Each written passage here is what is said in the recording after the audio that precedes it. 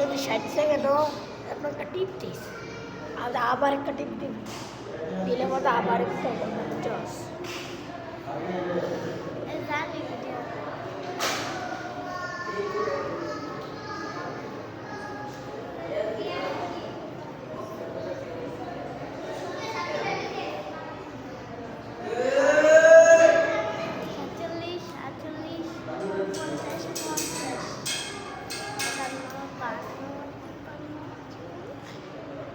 ও 57, 58, 59, 60